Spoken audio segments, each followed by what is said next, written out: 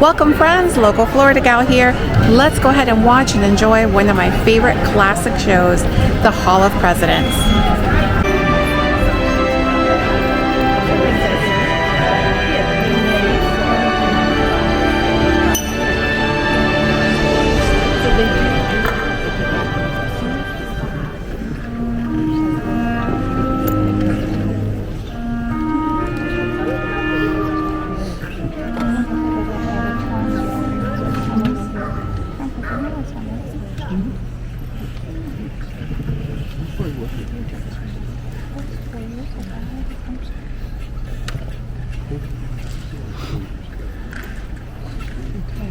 Good afternoon. Thank you for joining us for this reverent celebration of America's leaders, past and present. And now, Walt Disney World Resort proudly presents the Hall of Presidents.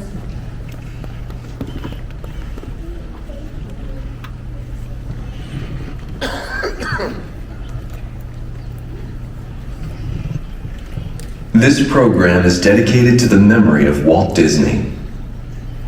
In 1971, his love for America inspired the creation of the Hall of Presidents, a place to celebrate the optimism and goodwill he saw at the heart of the American story. Walt's vision was to honor the nation by honoring the American presidency.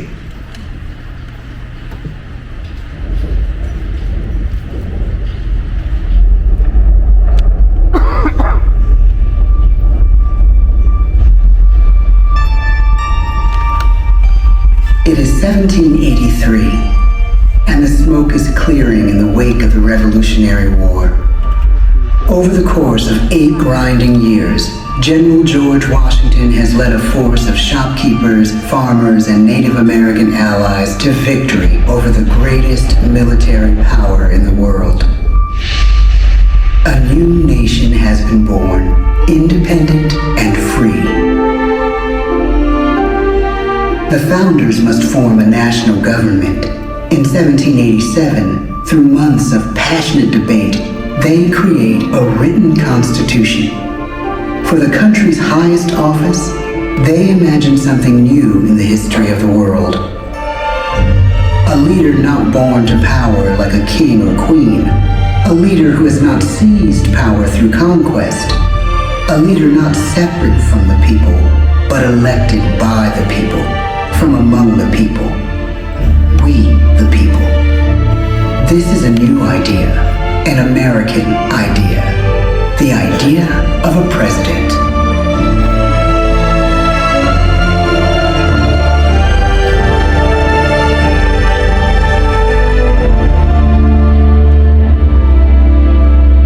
The people don't know exactly what a president will be, but there is little doubt who it will be. George Washington's stature and bearing have marked him as a leader. His integrity has made him a great one. Washington knows that many generals who have led successful revolutions make themselves dictators or kings. Instead, he steps down from power and retires to his home, Mount Vernon. The world takes note, and George Washington becomes the symbol of American ideals. In the first presidential election, it's Washington by a landslide. The only doubt seems to be his own. He writes, "Integrity and firmness is all I can promise. Integrity and firmness is exactly what we need." Everything he does as president will set a model for his successors. His final act may be the most important of all. After 2 terms, with no term limit in the Constitution and amid overwhelming support to stay in office, he steps down once again and hands power back to the people. He wants us to speak, to elect a new president. During the early years of the Republic, we choose leaders as different as Thomas Jefferson, John Adams, and Andrew Jackson. Elections are often bitter. Each president stands at that fiery intersection where personal character meets the challenges of the times. Some call the presidency a glorious burden. Jefferson calls it a splendid misery. We, the people, must choose well.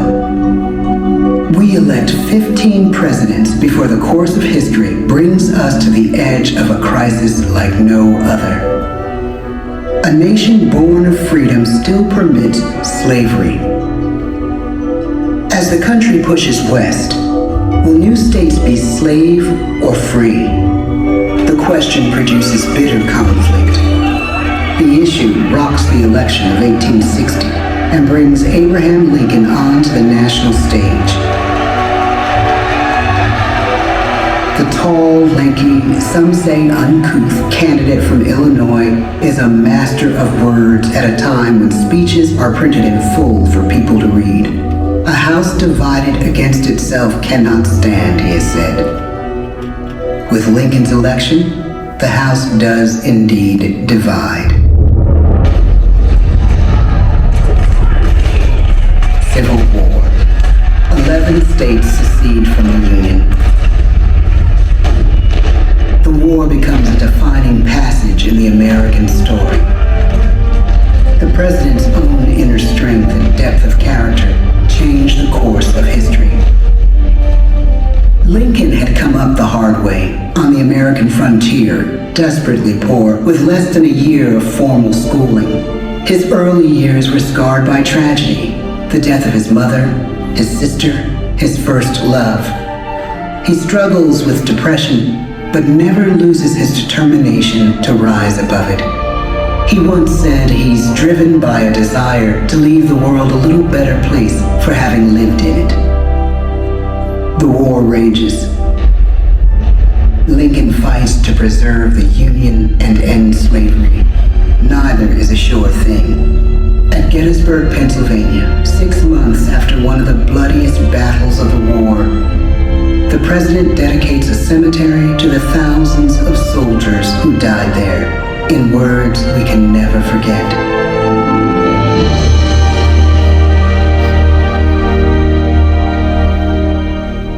"Fourscore and 7 years ago, our fathers brought forth on this continent a new nation, conceived in liberty and dedicated to the proposition that all men are created equal. Now we are engaged in a great civil war, testing whether that nation or any nation so conceived and so dedicated can long endure. We are met on a great battlefield of that war. We have come to dedicate a portion of that field as a final resting place for those who here gave their lives that that nation might live. It is altogether fitting and proper that we should do this.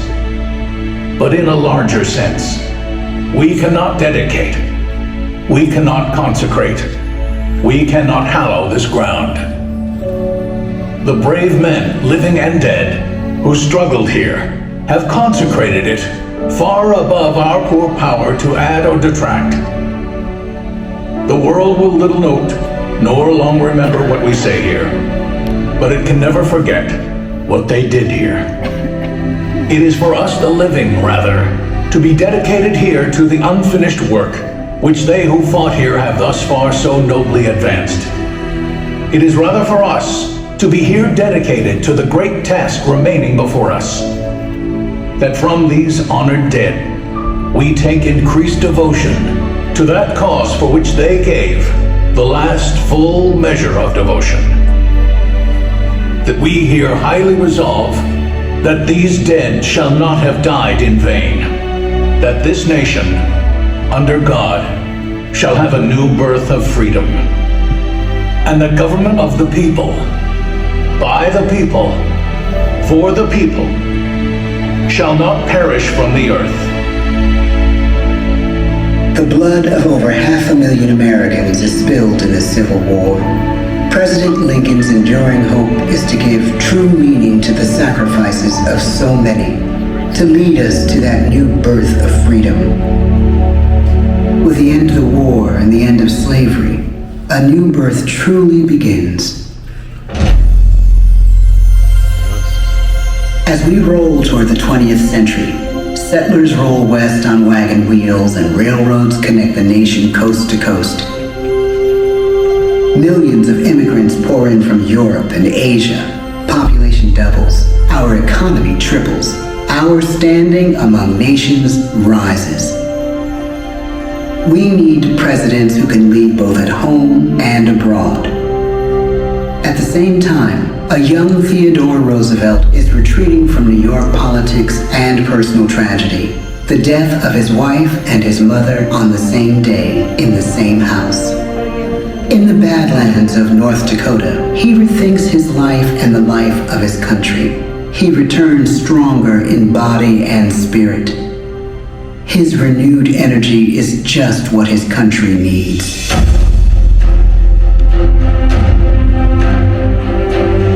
American industry is booming, but social tensions are rising. A progressive movement is bubbling up, pushing for change, and change is needed in the working and living conditions in cities. The gap widens between rich and poor. The demand for change grows stronger. Teddy Roosevelt is a knight on a crusade. He speaks with force and vitality in clear terms that make colorful headlines at a time when mass market newspapers have become the new media. To define his foreign policy, he borrows a phrase from an African proverb: speak softly and carry a big stick. But his greatest accomplishments are made at home. He breaks up giant monopolies, protects workers' rights, and calls for a square deal for all Americans, rich and poor, capitalist and wage earner. And a square deal for every man and every woman in the United States. He calls on America to be as great as the natural grandeur of its lands.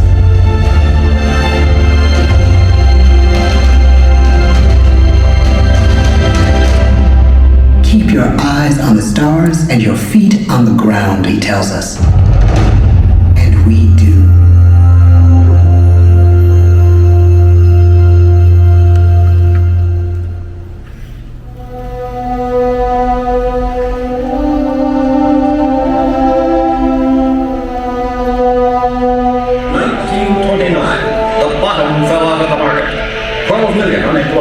The bread lines and the soup. The results of the 1932 election now appear. When we elect our 32nd president, it is the worst of times. The course of history and the course of one president's life again shape a turning point in our national destiny. Franklin D. Roosevelt, paralyzed by polio, knows how to restore the faith of a people paralyzed by the Great Depression. I believe in practical explanation and in practical policy. He has found the inner strength his countrymen now need. He speaks to us like a friend, a neighbor. His optimism is contagious, his voice perfect for the latest breakthrough medium, radio. He calls us to believe we have nothing to fear but fear itself.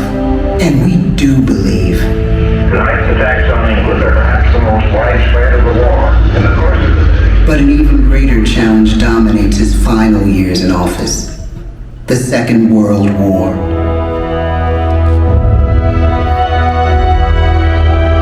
We must be the great arsenal of democracy. This is an emergency as serious as war itself. We stun the world with our production. When bombs fall on U.S. troops in Pearl Harbor, he calls us to fight on the war front and sacrifice on the home front.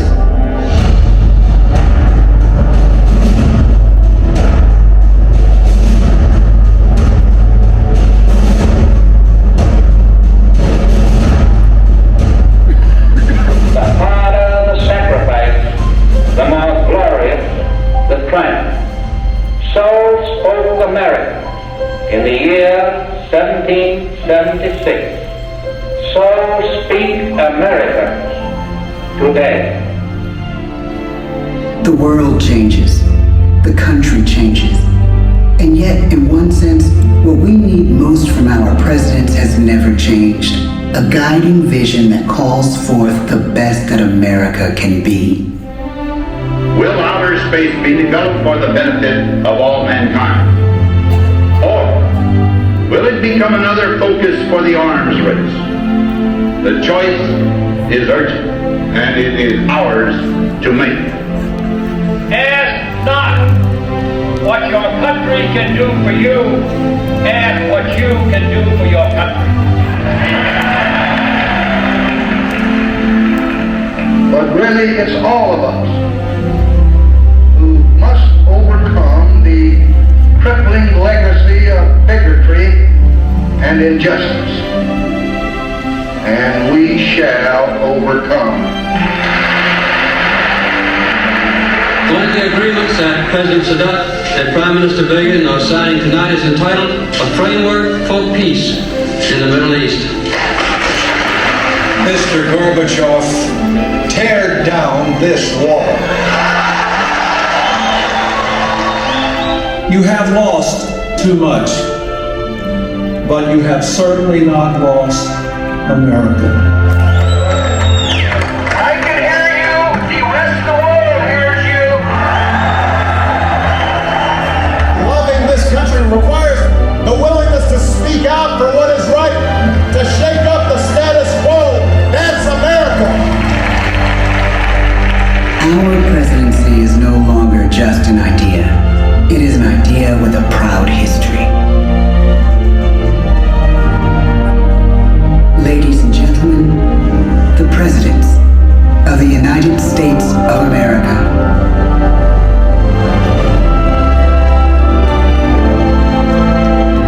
George Washington, John Adams,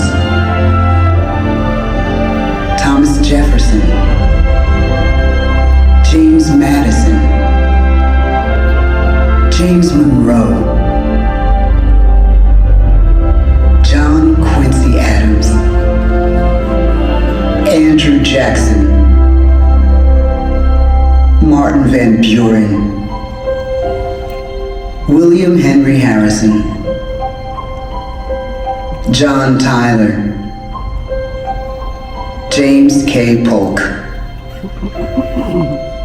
Zachary Taylor, Millard Fillmore, Franklin Pierce, James Buchanan,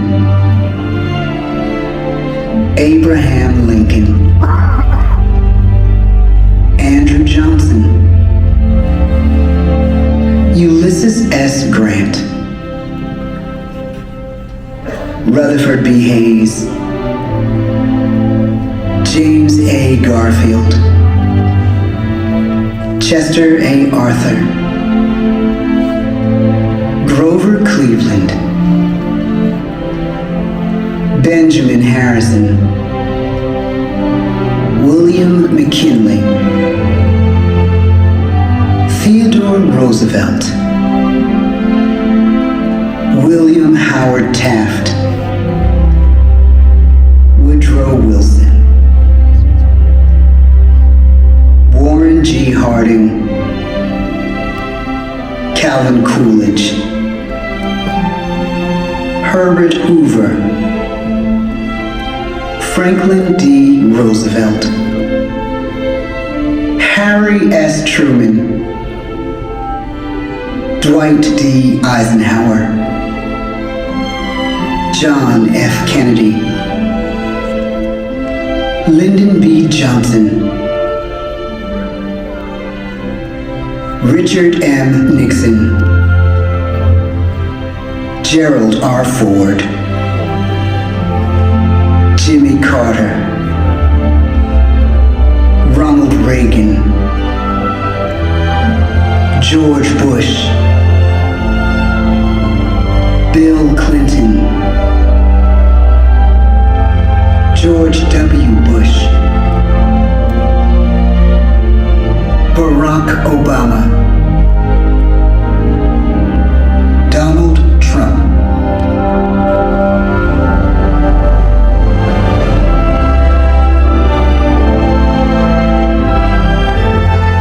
And now we come to the present. Once again, we place our trust in the idea of a president as we have from the beginning. My fellow citizens, no event could have filled me with greater anxieties than that notification on the 14th day of April, 1789, that you had selected me to lead our nation. But it was with the confidence of my fellow citizens that I took an oath. 35 simple words that have been repeated by every American president throughout history. I, Joseph Robinette Biden Jr., do solemnly swear that I will faithfully execute the office of President of the United States, and I will, to the best of my ability, preserve, protect, and defend the Constitution of the United States. So help me God. The presidency of the United States is a role unique in the world, an office entrusted to each president by us, we the people.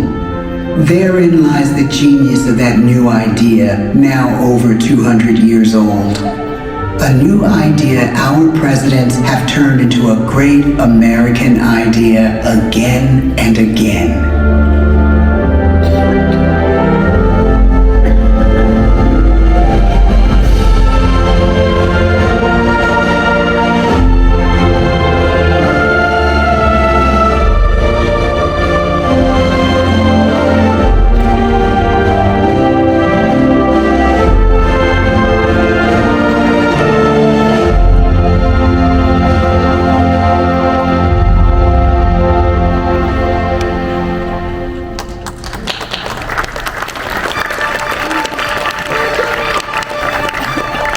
And that concludes our presentation. Have a magical day. All your